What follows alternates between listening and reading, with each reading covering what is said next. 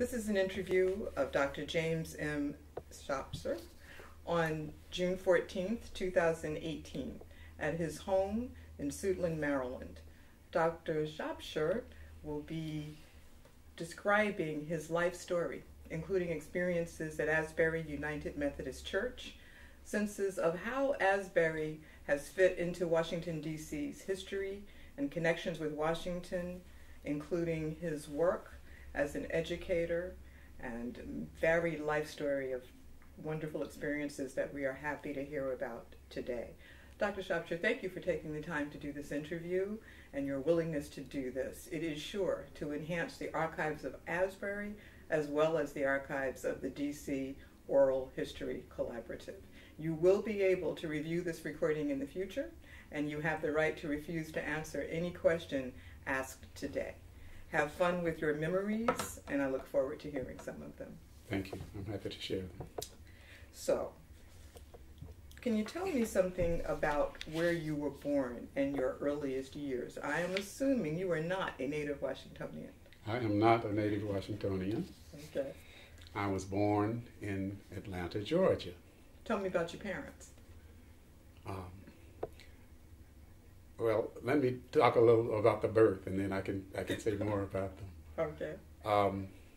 I was born on the Gammon Theological Seminary campus in southeast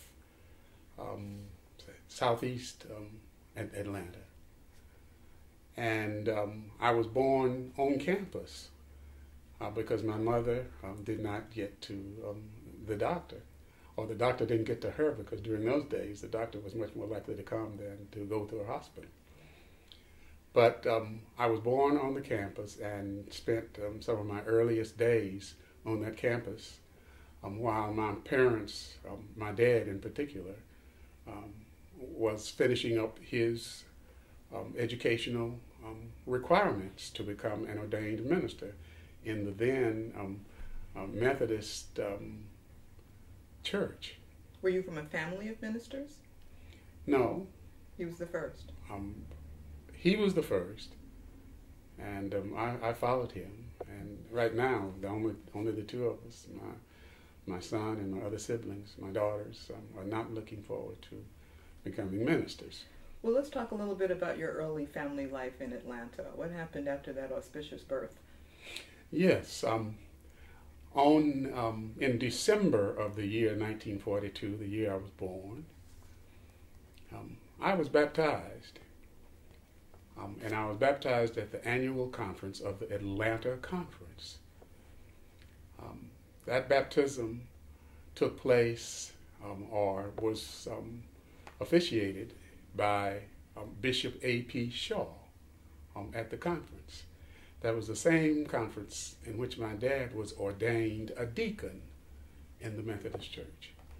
So, and that was October of 1942. And I was in Atlanta with parents until 1947. I don't remember a whole lot those earliest years. I do remember the campus. Occasionally, my dad would take the whole family to eat at the campus cafeteria, and there are some fond memories about the process. You know, if you ate, and we had these big heavy dishes, and they would always sing the song after every meal: "Stack up the dishes where you are, stack the dishes where you are. The dishes are so heavy, and the kitchen is so far. Stack up your dishes where you." I remember that. I remember having heard that. Give us a sense of the location. So Gammon, how far is that, say, from example, for the AU campus from Spelman and Morehouse and all of that? Well, the old campus was in South Atlanta. That was, if you go to Atlanta these days, you go through South Atlanta if you were going to the airport. Okay. And in fact, for those who are interested, the spires of the old building, which still stands, can be seen from the highway, from the interstate. Now, the property was sold years ago to the Atlanta school system, but that building, I don't know whether it has historic meaning or registry, but that building is still there. So that's, if you were going from there to where Gammon is located now in the Interdenominational Theological Center, you'd have to go to where all of the schools are located, to the Atlanta University Center, where Morehouse and Clark and Spelman and the Interdenominational Theological Center, in which Gammon is a part. Now, how long did you stay in Atlanta before getting to D.C.? Was D.C. the next family stop after Atlanta? Oh, no, after Atlanta. 1947, my dad was appointed to go to the Noonan, Georgia charge. And so we moved to Noonan, Georgia, about 40 miles west of Atlanta. And then after that, my dad was appointed to another church, another 10 or 15 miles north, west, fairly close to the Alabama line. That was the second appointment after he finished his degree in 1947. And were all of his appointments in the South? All of his appointments were in the South. He was always a member of one of the Georgia conferences. It was the Atlanta conference when I was born, the one that I described about my birth. It became the Georgia conference, and that's during the central jurisdiction years, when Methodist churches were still basically segregated. And it was during those years and under appointment in the Georgia conferences that my dad served. In fact, he served for 42 years before his retirement.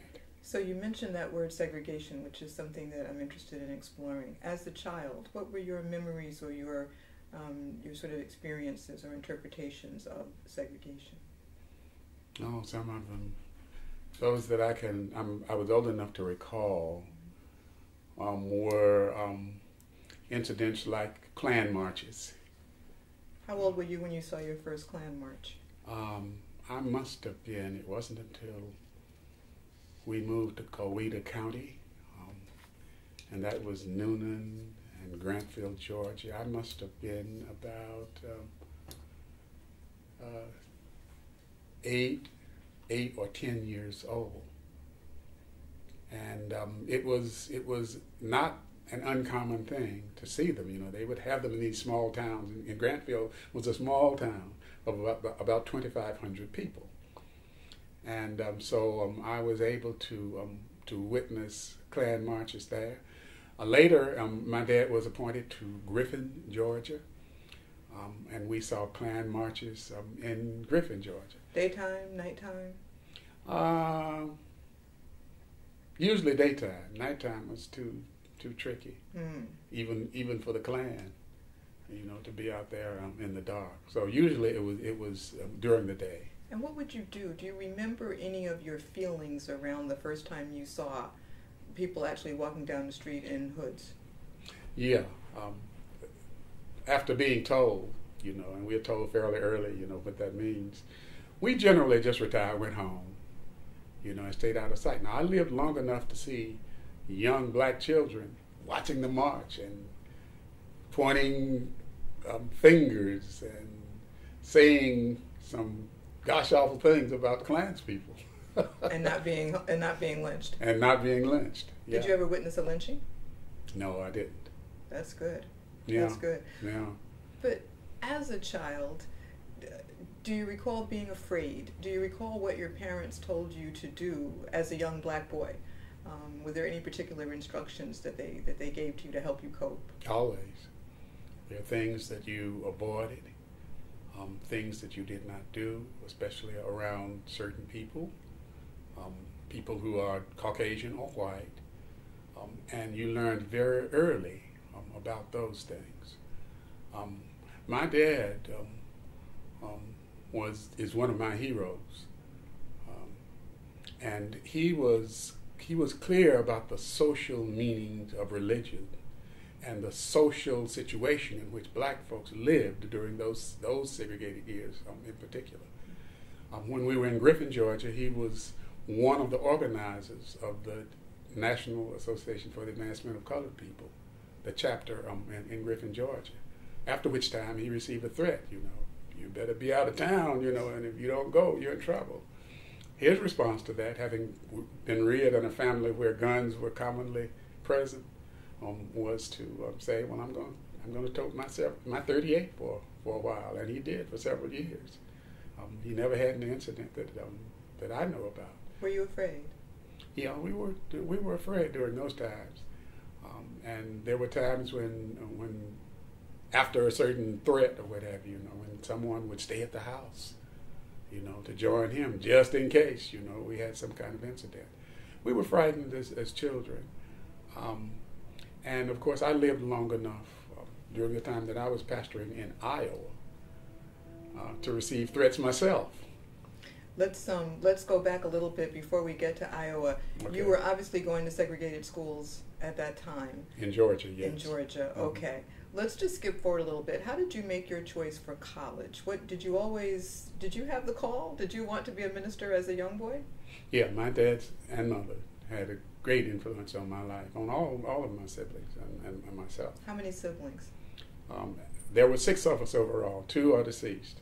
So there are 4 of us remaining, 3 sisters and myself. And so your parents, they had a great influence, and religion as a career was something that was natural to you. My parents were educators. They were Christian educators, and they were general educators. They were college educated themselves? Both were college education, with a college education. Both with master's degrees.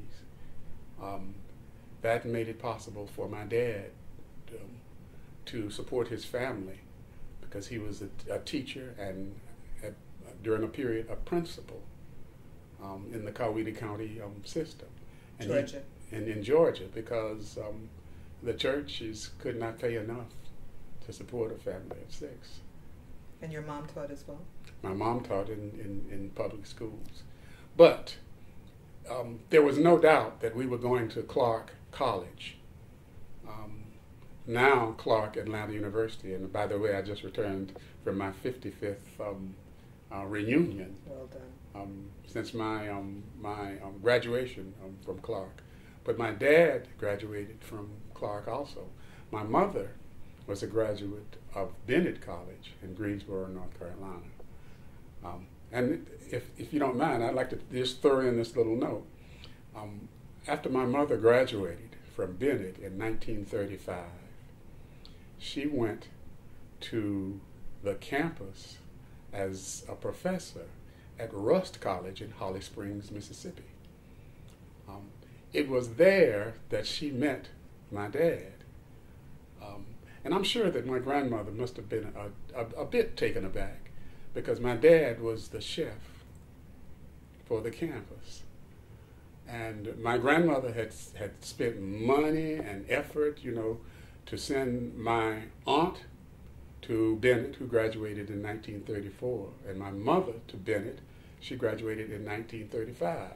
And after finishing and going to Holly Springs, Mississippi, she falls in love with this guy who was the cook. But who became a minister. Became a minister, and shortly after that, they moved from Mississippi to Atlanta, where the family stayed over the years of my growth and development. But they both prepared. My mother did a master's degree at Atlanta University, so did my dad, which made it possible for them both to serve as teachers in segregated school systems. And for you, you went to Clark, and then just interested in knowing this, because we want to get to Asbury. What was your path from, I know you mentioned Iowa, what was your path from Clark to Washington, D.C.? Yes, I think I can do that in less than 2 hours. After graduating from Clark, I went to do my master's work at Wesley Theological Seminary, the same seminary that my dad went to. And I finished that up in record time. By the time I was 22, I had finished my undergraduate degree and my master's degree, and moved to Iowa at the behest of Bishop James Thomas, who was one of my important mentors throughout my ministry. And my dad and mother, with their encouragement, I moved to Iowa. What year was this? This was in 1966, the year that I graduated from Wesley Theological Seminary. And from 1966 to 1971, I pastored and helped to develop an inner city cooperative parish at that time, one of the few racially integrated cooperative parishes in the whole of the United Methodist Church. How did that happen? That happened because Bishop Thomas, who was the first black bishop to be appointed to the Iowa Conference, and that happened in 1964. And he invited me to come, and so I went out and pastored. And I had an agreement with him because he and my dad knew each other very well. And the idea was that I would pastor for at least 2 or 3 years and then go on and do my doctoral studies. I got involved in ministry on the streets of Des Moines, and after 5 years, Bishop Thomas called me in and said, young man, you are supposed to be back in school now. And since you have become so fond of pastoring a local church and a parish and being on the streets of Des Moines, I think I'm going to have to appoint you to go to school. Bishops have that power in the system even now. So after that, I made application to Northwestern University and did my doctorate in social science, religion, and sociology. And once I finished that in 1975, I returned to Atlanta to give back and served for 5 years on the faculty of the Interdenominational Theological Center in Atlanta. Now let me just take you back to Iowa for a bit, because Mm-hmm.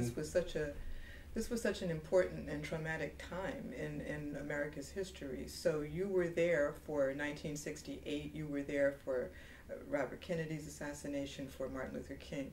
Can you just give us a sense of what your church did in response to this and how it affected you personally and your family? Personally, we felt the gosh awful pain of those losses. I can recall an experience when Dr. King came to Iowa to speak, and I went to hear him, and he said to me, "Shopshire, where are you from?" I said, "I'm from Atlanta, like you." He said, "Well, what in the world are you doing out here?" And I told him, that I was offered a position by one of the bishops of the church, and I took it. And he said, "Well, all right, more power to you." What was the size of the African American community in Des Moines when you were In there? Des Moines, there were about 12,000 black folks. Out of a population of how much? Of about 300,000. That was truly a minority. Truly a minority. And of course, Des Moines was the largest city in Iowa at the time. And it probably now has a few more, but it's still a relatively small city, as cities go in the United States. Why do you think they wanted you there? Well, the bishop wanted me there because the church that I served is the oldest historically black continuous congregation in Iowa. Now, one of the AME churches has raised a question lately about whether or not we were, in fact, the oldest, whether or not they started a little earlier. But it is certainly the oldest of the Methodist churches. And Bishop Thomas invited me to come to pastor that church, and had also the dream that somehow we would work on this whole matter of integration and pulling it together. After all, he was the first black bishop appointed to that conference. And the church had struggled with that whole matter of race for a long time. And the development of that parish, which was recognized as one of the strong integrated parishes, in the church during that period, the 60s and early 70s. Did you have riots? We did not have riots per se. One of the things that happened during my tenure there was that I was invited at the urging of some black folks and white folks to serve on the police community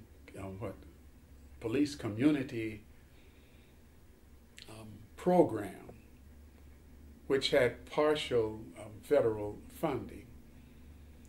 And even though the churches in this the people in this historically black church weren't too happy about that kind of job, forward-looking black folks and white folks said, yeah, that we need somebody to share and to help, police the department, and as we go through changes, even in a Midwestern city. I don't recall a riot per se, but the Black Panthers were organizing in Des Moines, Black Panthers out of Chicago during the period.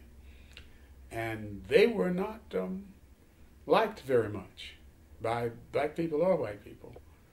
And so your work helped perhaps keep some of that balance, keep tempers calm? Well, communication? I worked with that. I worked with the welfare rights program. One of the finest people I've ever known was a woman who was not even a high school graduate, but was a highly intelligent person who helped that whole development. I'll always remember her because we did a march on the Capitol, the same Iowa State Capitol, and in a speech that she gave, she said, I ought to be running this state because I've had to learn how to live on welfare, and I seem to do much better than you folks, up there in the State House, who somehow can't get it together. And a lot of folks got a laugh out of that, but she was serious as rain on a sunny day. So you are renowned, obviously, for your work at Wesley. What steps brought you there? What made you take that move in your life? All right. After, could I go back and pick up a piece? I was able on the police community board or program to know exactly what was being planned. And there was one occasion where the Black Panthers, young black folks, had their jackets on and were ready to march down the street. And I happened to know that the police had an armed carrier. They had vicious guns, whatever. And I said to the young people, no, don't march tonight. They had this love-hate relationship with me, because I was young enough as a pastor, to relate to them very well, and yet old enough to serve a congregation of people who said when I started, well, you're still just a boy. At 22 when I started, I guess I was rather young. But I was able to help. I ran for the school board before I left. Within the 5 years that I served there, I did not win. I came in third on a board that was electing, I think, 2 people, as I recall it. But I was able to do some things, not only in the streets, but in working with organizations, community related groups, educational groups, and even people who served on the Board of Education. Mm-hmm. Now, so I know you went to Atlanta. You went back to Atlanta to give back. Yes. But if we just move forward a bit, why Washington, D.C.? Why Wesley? And ultimately, why Asbury? Because I was approached by the dean at Wesley Theological Seminary, who informed me that one of the problems that Wesley did not have a black graduate until the middle of the last century. But one of the problems that they had was that there were no tenure-track black people on the faculty. Now, in the meantime, well, let me back up a little.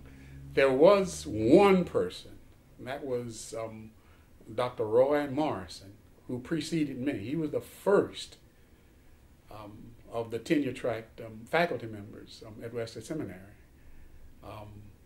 I was the second. And as a result of that offer that was made in 1978, I said, well, no, I'm doing some important things here at these historically black seminaries, because the ITC has about 5 or 6 different seminaries, including in Atlanta, the Baptist and the CME and the AME and the Church of God in Christ. And for a period, there was a Presbyterian presence on the campus. So I said, well, I've got to finish up my basic work. At the time, I was the coordinator of certain aspects of the study program as a result of my degree in sociology and religion. I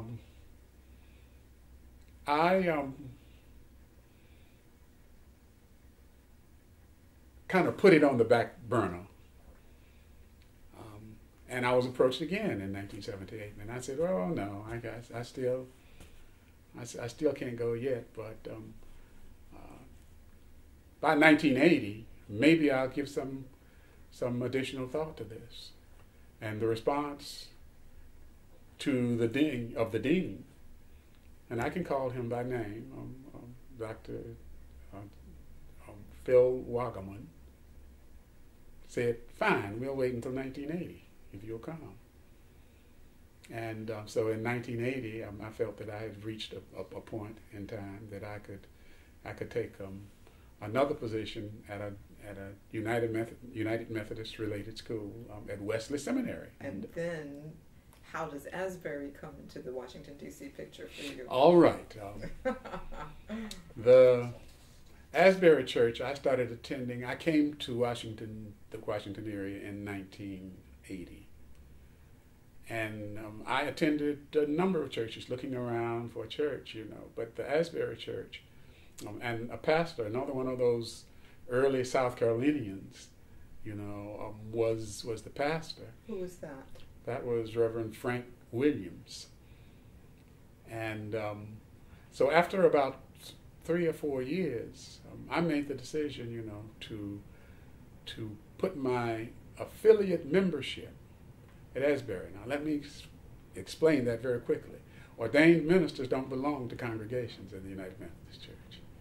You belong to annual conferences. I still am a retired member of the Iowa Annual Conference, because once I went out there in 1966, I never changed to another conference. But you can have an affiliate membership. And so I placed my affiliate membership at Asbury. It was about, actually, in 1985 that happened. And was it primarily because of the affinity or respect you had for the pastor, or what other factors made you take that move? Well, the pastor, the heritage of that church was not the oldest of the churches.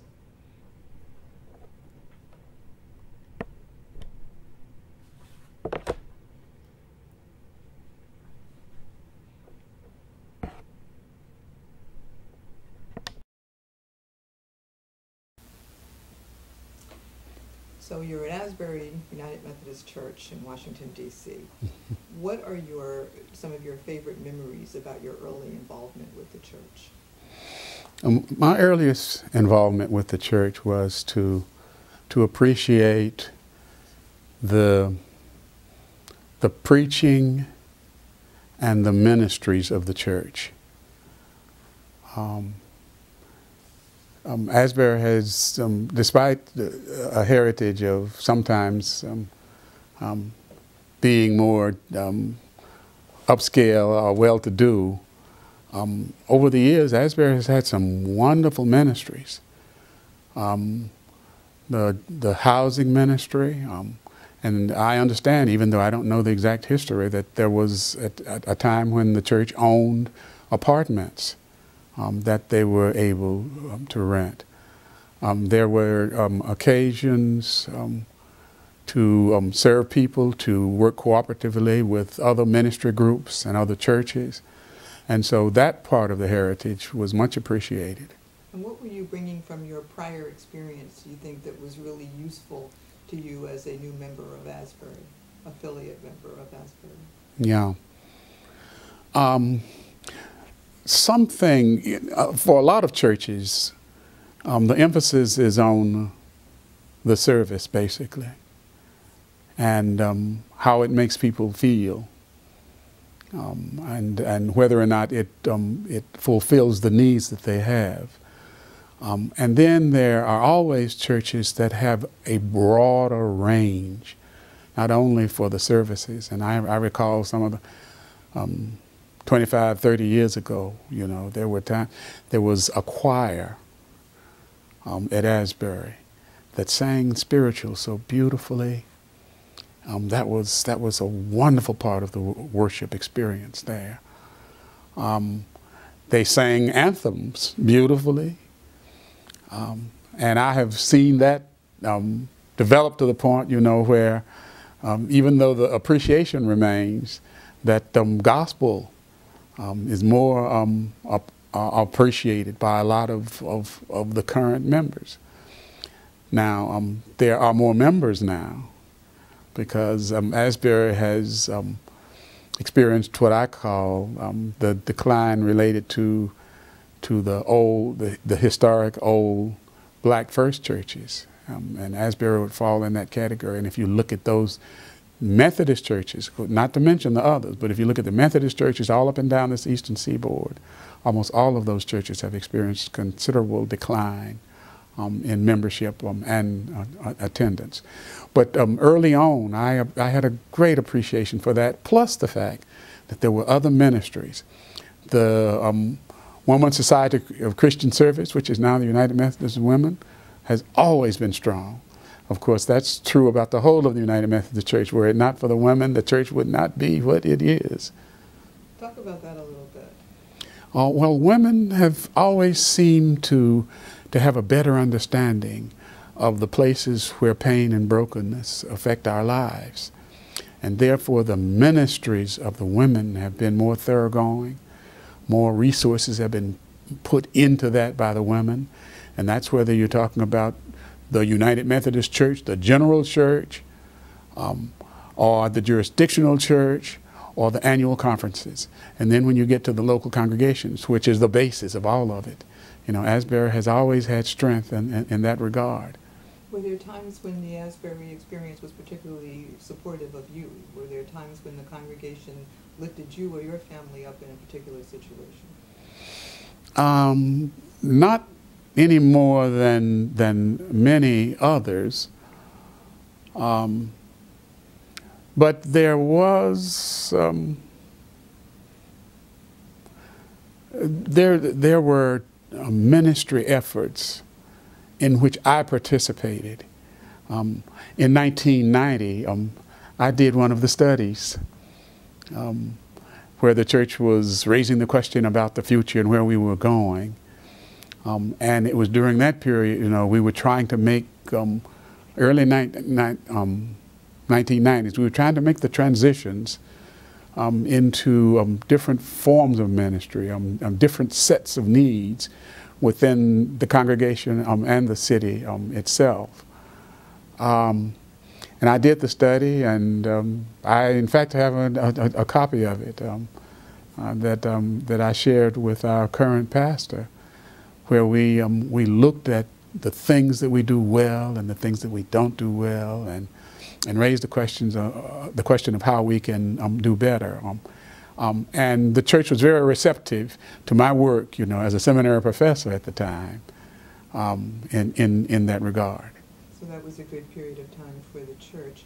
Can you talk about some of the pastors that you remember most and why? I remember all of the senior pastors, with Reverend Frank Williams,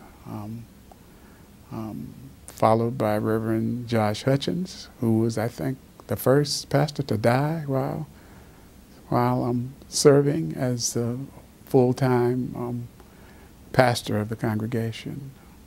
Any stories that you would like to tell about any pastors or members of the church that you've come across in your time, helping us learn more about your Asbury experience? Well, I could make a comment or two. Reverend Frank Williams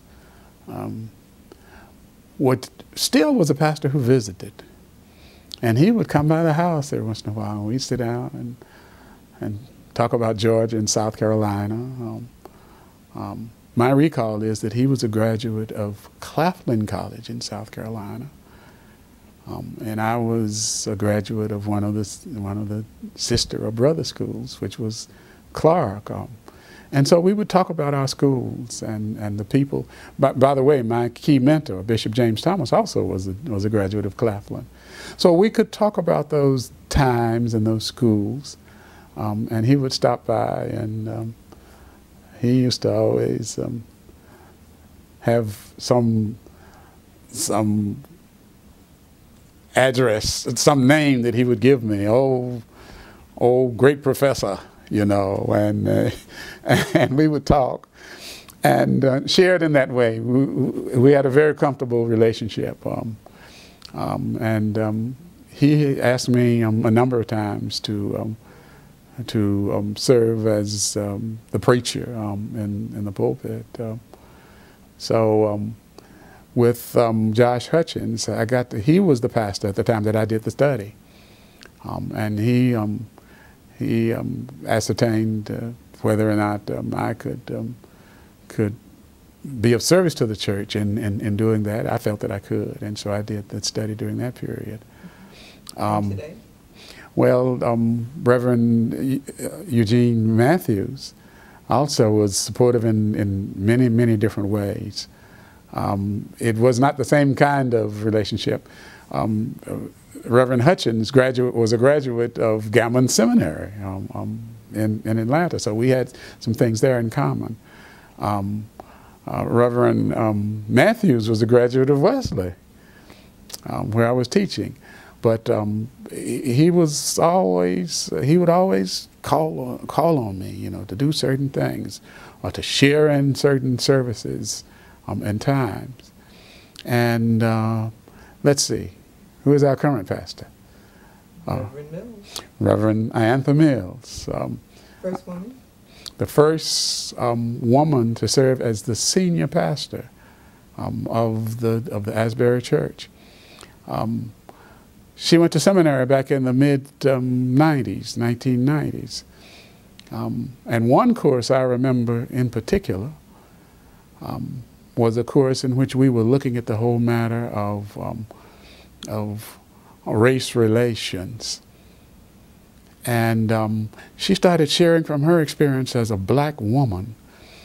And a comment came from one of the white women in the class that really kind of grabbed her up, and she's always a very controlled person in her response, but she had to hold back, you know, because it was clear that the woman didn't understand the experience of a black woman.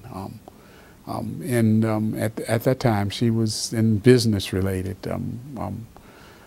career and what have you, and she just couldn't understand it. But since the time that she's been here, you know, I've been able to relate to her as a pastor and friend, and she is my pastor. She was my student for a while, but now she is my pastor. And it's an important perspective that she brings as a woman. I think that's what you're saying. I think it's very important that she brings. Quite frankly, I've encouraged her, some of her sermons, to publish them, you know, because those sermons were so thoroughly done, right from the basic biblical passage to tying it to our experiences now as a congregation and as a people. You know, she has done an excellent job of that, and I usually tell my former students when I think that they did an excellent job. And so on a number of occasions I've said to her, you know, I thought it was a wonderful sermon. She also brings other talents, and I've seen that develop in seminary graduates, and that is that she brings the MBA. And those pastors bring special gifts and abilities to churches. Many of the megachurch pastors now have masters of business administration, and therefore they are able to develop programmatically a lot of things that some of the rest of us who never had an MBA never thought of. So, so she brings that gift and grace to the whole process. One of our current associate pastors, whose mother was the first appointed associate pastor of the Asbury Church. I taught her at ITC in Atlanta. She now is serving as the campus pastor at Howard University, and that's Alexis Brown. But I taught the mother when she was in seminary, and the daughter who went to Wesley when she was in seminary. Let's talk a little bit about the seemingly special relationship between Asbury and Wesley. Yeah.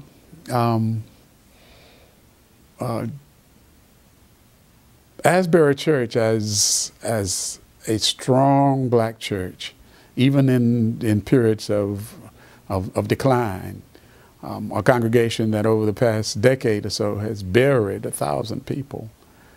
You know, despite all of that, Asbury has been a key partner to Wesley Seminary, along with other congregations. But as a large congregation, the seminary learned things, especially as relates to historically black churches. And Asbury was able to contribute a number of people who brought gifts and grace, you know, to the seminary situation. So that ongoing relationship with the seminary has been an important one, I think. And you know, I always use the term during my years, not so much professor, but lead teacher learner, because I realized that in adult education there were a lot of folks who came to the seminary with not only good common sense, but they were people who had gifts and points of view, you know, that contributed to the whole teaching learning process. And so there were situations where I was the learner and they were the teachers, and others where I was the lead teacher and they were the learners. And I think that I was right on the mark in relating to students. And that was all students, not only the historically black students. And I had the opportunity to relate to black students who were struggling, needing to work. I was one of the first professors to say, yes, I'll teach at night. In fact, I learned to like coming at night because it was, not only did it serve an important purpose for students who had to work, but it also meant that I was able to avoid some of the traffic getting to and from. So that is really the beginning of urban ministry. It is the need to avoid traffic during the day. No, the urban ministry piece was much broader. And as you pointed out, I was the first coordinator of the urban ministry track. Now, and that's not to be confused or misunderstood. Wesley has had some kind of urban ministry program since 1966. And there were others who led in that and participated in it. But by the time that I became the coordinator, which was in the early 1980s, it was, how do I want to say this and to be fair? It was important that we had a curricular component that was worthy of what students were doing more and more in the community and in the churches. And so I developed that first curricular component that was used with students. And I'd like to think of it as a contribution, not only to the seminary, but to others who came after me and have given other kinds of leadership in the urban ministry programs of Wesley Seminary. And you spoke earlier about them recruiting you because they didn't have any African-American staff. Did black students follow after that? It increased. There were staff members at Wesley, but they were the custodians and the volunteers from the women's groups and so forth. And I do need to mention Reverend John Satterwhite, who was AME Zion, who for all intents and purposes, you know, was a faculty member, but it was more an adjunct relationship that he had. When Dr. Morrison came, he was the first explicit tenure track graduate of University of Chicago. So he came as a tenure track person. And I was the second when I came in 1980, followed by Dr. William B. McLean in 1981, tenure tracked. So this relationship that we mentioned between Asbury and Wesley, was it deliberate, intentional, fostered, or was it just serendipitous, more or less? I think it was deliberate. Reverend Frank Williams, who pastored Asbury, was also on the board at Wesley at a time. He and some other African Americans who were on the board participated in this whole matter of making certain that we got black folks, you know, who not only were adjuncts, and there were other adjuncts who served very well. Then Reverend Forrest Stith, now Bishop Stith, you know, has been an important, not only adjunct to Wesley, but many gifts to the church, the general church, and to Wesley Seminary. So that, I think in that regard, the church and many of the people made contributions. Now let me say one more thing about the students. My coming was supported by black students who formed the Association of Black Seminaries. That was one of the groups that I interviewed with when I finally came.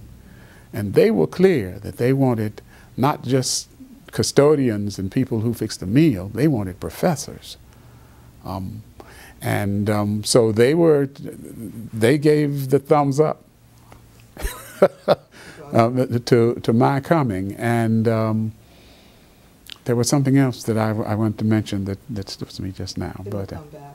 It'll come back, yeah. Just thinking about your transition from Atlanta to living in Washington, D.C., what was Washington, D.C. like for you as a man coming here in the 80s? What did you think of the then Chocolate City?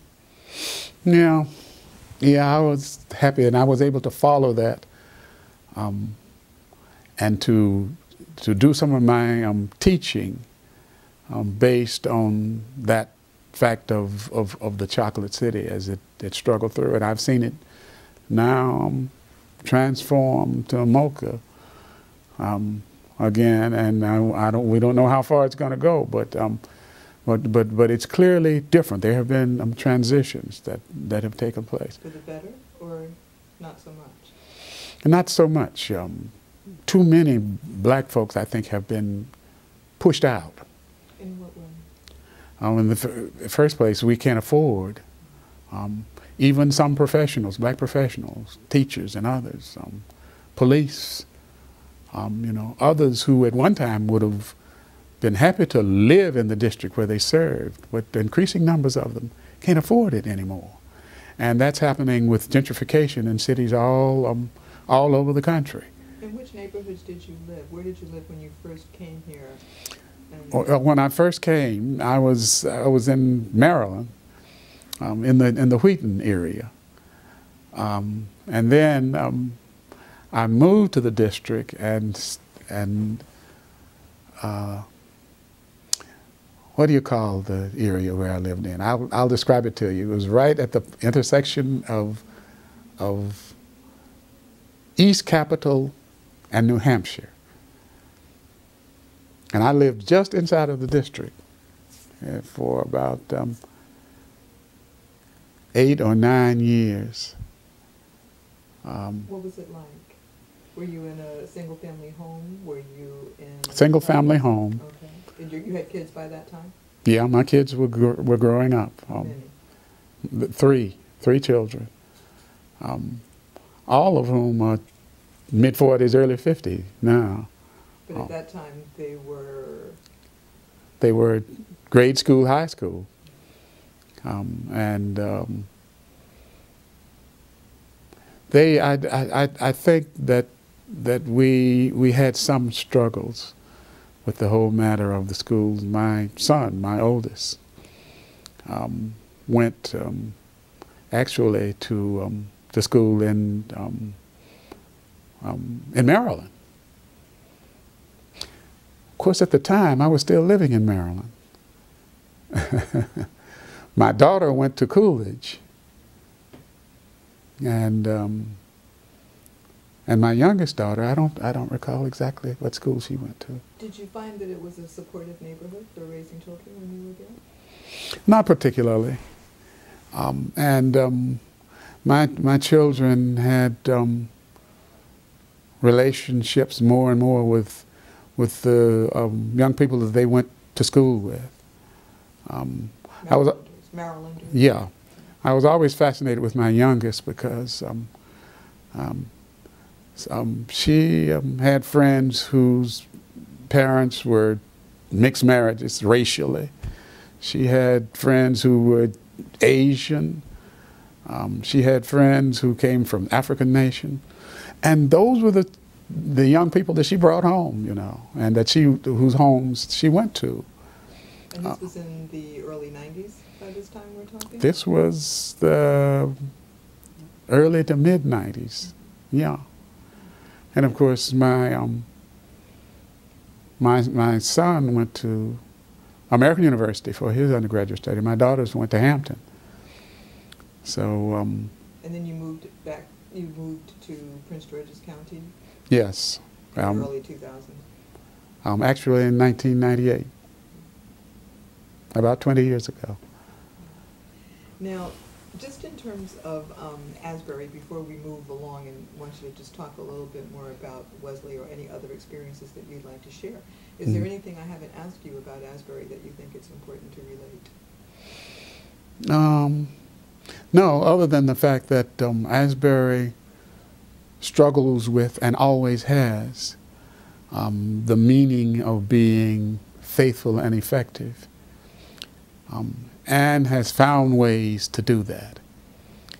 And so even as we witness a period in time where the struggle is great, I have confidence and faith that Asbury is going to find ways to continue that heritage of being faithful Christians, but effective in ministry and with the people with whom they work. That's something that I think is very important about Asbury the Church. I think that even though we have missed some cues over the years, the one that stands out in my mind was the whole matter of the ownership of a little more of that real estate down there.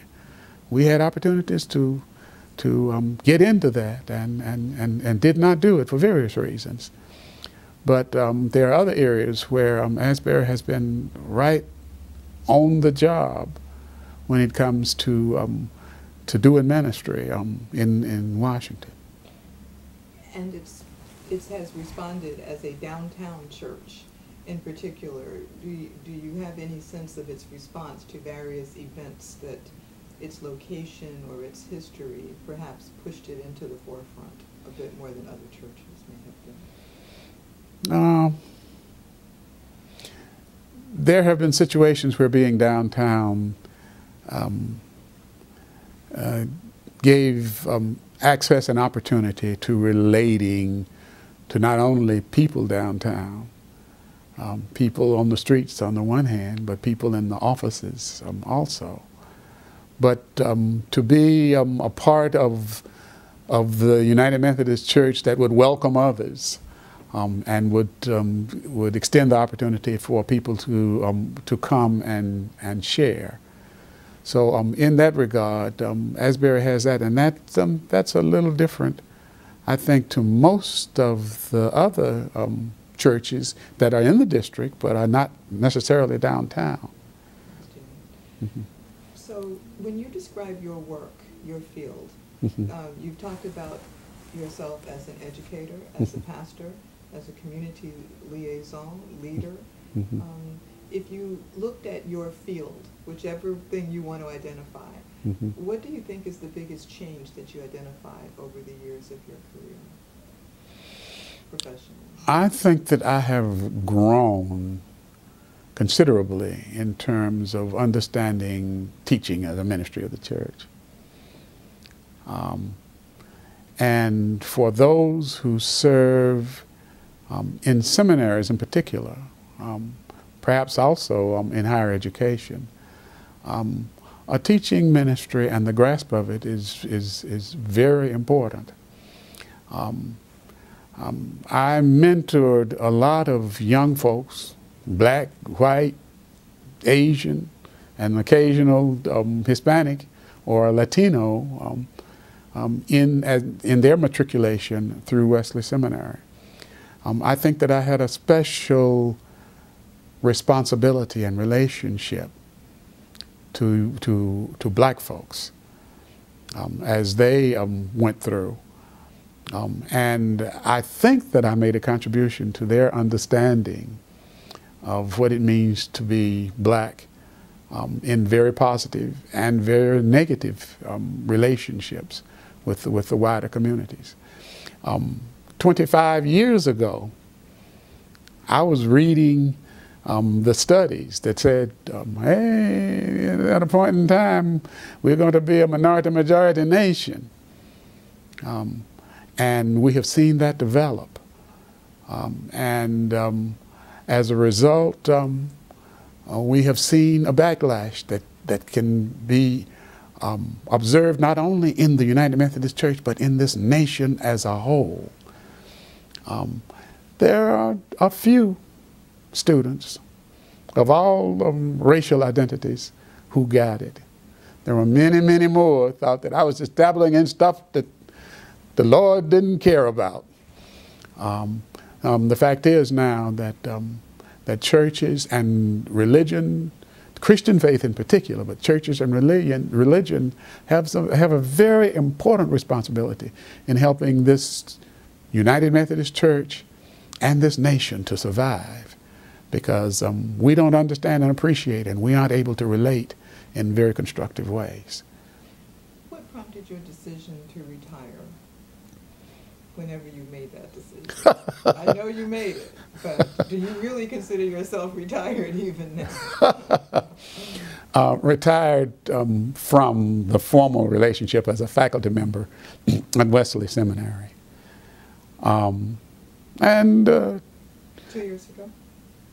4 years in 2014. So it's been about 4 years now. I thought that it was time. You ask whether or not that means that I go fishing every day or sit home watching TV. No. I'm still involved at all levels in my local congregation, in the annual conference, not the Iowa conference, but in the Baltimore-Washington conference of the United Methodist Church. And of course, my jurisdiction would have been the North Central jurisdiction, but I've been more active in the Northeastern or the Northeast jurisdiction of the church, which is from the Potomac to Maine. And I'm currently serving on a general board of the church, and that is the Commission on Archives and History. So I continue to be active and engaged at all of those levels. And of course, there's the opportunity to be a mentor to a number of young folks who are early in their ministries or who are just trying to make it through life and its challenges. Of all of those challenges of life that you have had, what do you think has been your greatest blessing? I think it was a recognition that came very early that no one pulls himself up by their own bootstraps. And anybody who tells you that, they misrepresent life and the truth. There have been so many wonderful people as mentors and supporters and teachers who have contributed to my life. And of course my parents, that made it possible for me to participate in the development and growth of so many others. And that's something that I cherish very much in my whole life. We thank you so much. Is there anything that we haven't asked you that you'd like to say? You got another couple of hours? No, I think with that I would wrap up. It's been a wonderful trip. It's had its life. It's had its ups and downs, and its broken places. But it also has contributed to the growth and healing and sharing that I will always cherish at all of the different levels in the life of the church that I have been able to minister over time. We appreciate your ministry. We appreciate your time. Thank you. Very much. Thank you. I had done on the change in housing opportunities and what have you in the district. I thought that I had a word to share with those forward-looking ministers, and that word was, well, now is the time, if we're going to maintain our presence in the District of Columbia, now's the time to buy some of this property that was being sold at relatively low rates at that time. And even though I lost track of it, I did a little study and a presentation that I took to that group. And I said, well, what we really need to do is to form networks and to start pooling some of our resources, including people, resources, leadership, find ways to buy properties in different parts of this city so that we will then be able to have some say and participation in this city as it continues to gentrify. And the ministerium thought it was a good idea, but that was not something that we were going to spend time doing at that time. Now we're at a stage, and there's community after community, and that's also reaching over across the Anacostia, you know, where we cannot afford, and there are more and more people who simply are being pushed out of this city because the housing is so gosh awful expensive. That's just an example of trying to help people who would be the church to see that, as I always say to my classes, in fact there are jokes about it, you know, that all of life has an economic, a political, a cultural, and what I call a kinship or familial aspect.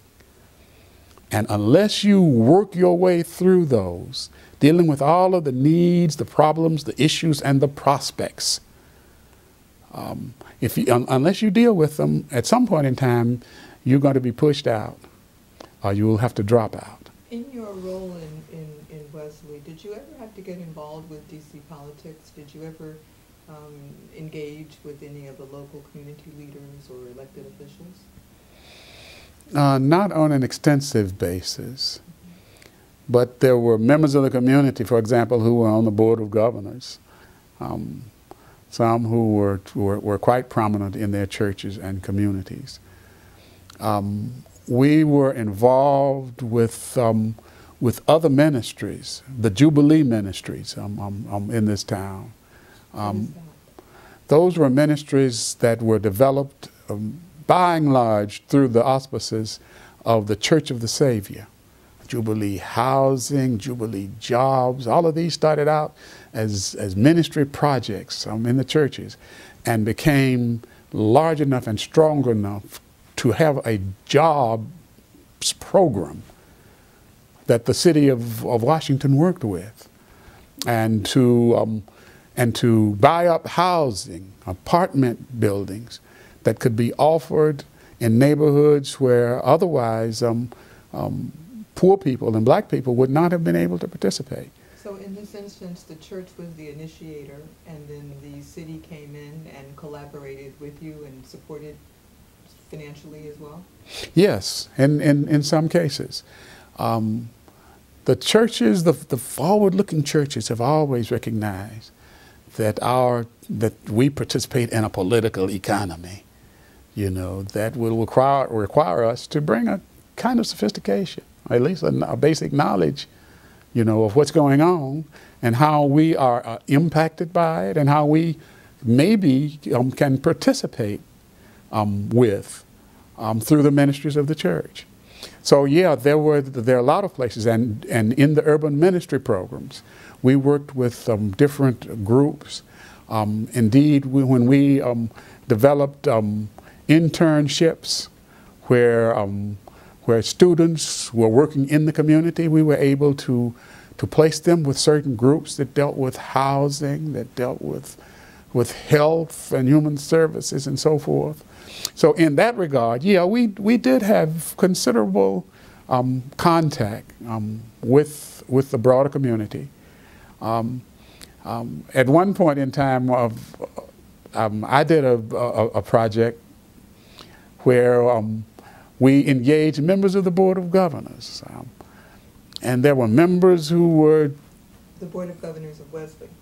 Board of Governors of Wesley. And I was able, for example, to get members of the board, as good Christian people, to sit down with students and say, well, all right, so you are one of the top brass at Lockheed, what is the word that you would have for students, and can students talk with you? Or at one point in time, I was big time in Pepco, and I'm also on the board, and I'm also a Christian person. Talk to students, who want to talk with you about who we are and what we should be doing in relationship to the needs, the problems, the issues that people have. So you mentioned that you thought Asbury has a bright future. What do you think about the future for the District of Columbia? I mean, we talk about going from Chocolate City to Mocha. What does that mean for the future? I think I have some ideas, some that I dread. And that is that in some regards, because of the political economy, we're going to be pushed right out of this city. I have a friend who is in construction, and there's all kinds of construction that have been taking place in the city. He tells me, oh, we're just finishing up a building, and the rent is going to run $6,000 a month. I don't know many people, black or white, but especially black, who will be able to move into those buildings right down in certain choice areas of the downtown area. So the changes that are taking place, and of course the district government about it saying, oh, it's wonderful, see how things are coming up, and we don't worry as much about income because the taxes get paid, and we can do things. But when you start asking the question, how is it impacting people on the streets, people who just barely can afford to pay rent or mortgage, who will be pushed out, and only the people who come with their pockets brimming with money will be the people who will live in the very choice areas. That's not a good thing, I don't think. And the church's role to play? The church has to help deal with the broken places in the polity of the nation and the city, since this is a very special city in the life of the nation. It has to participate in the conversations that take place with people who are willing to talk. The church has to establish and maintain clearly that to be an evangelical is not what it is called by some people now who think that they are wonderful evangelicals. You know, our heritage as Methodists is very much related to the evangelical movement in this nation. But those of us who still consider that we are evangelical are not at the place of some other folks, you know, who are saying, you know, don't worry about it. Yeah, split the families up. They oughtn't to break the law, those who are coming as refugees. And no, it's too bad, you know, if you didn't save enough money, you know, or you don't have access to enough money to live in the district, tough. The ministry of the church has to help to serve the needs of those people, and at the same time to serve as an ethical compass, you know, for who this city considers itself to be, you know, and the kinds of things that we do or we don't do, because it weighs so heavily on our humanity and our appreciation and our considerable worthiness, you know, as God's people in this world and in this place. And this is something that you have had instilled in you from your childhood. Do you see these same kinds of inspirations or values being taught today from the home to the school to the church, wherever it may be? It's still happening, but it's very different. And it's for that reason that we struggle with how we do ministry. You know, we can't do it like we did it in the 1950s because that's not going to work. But that doesn't eliminate or alleviate the need for us to find ways to do effective ministry as we relate to people with all of their several needs and issues. And that's what Asbury, the church, struggles with, and that's what the church in general struggles with, even those who consider themselves evangelical, but very different to other parts of the evangelical family, you know, that thinks it's all right for a person to not have any scruples, you know, about the way they treat other people. So Wesley will remain, and your contribution will remain. And if we could just sort of close with thinking about the contribution that those young people, or whatever age they are, make to this growing DC scenario as they come through there as ministers of the future. Yeah. Based on contributions that you have made. Yeah. And of course, every institution, organization, group has a certain dynamism about it, which means that it will respond, and must necessarily respond to changes that take place in life. Wesley the Seminary struggles with that. The same way Asbury the congregation struggles with that. But we must find the ways in which to be responsive, not reactive, responsive, you know, to the kinds of needs and issues that arise. And it's in that regard that Wesley the Seminary and the congregation, Asbury and others, you know, can in fact work together to appropriate the things that are important for us to continue to do, but finding different ways to do them. And if we fail to do that or to work on that, we will have failed to do what Jesus meant when Jesus said, you know, greater things than these will you do, you know, as my people, my disciples in the world. And that's difficult. That's tough work, but we are called to do that and to be that as a people.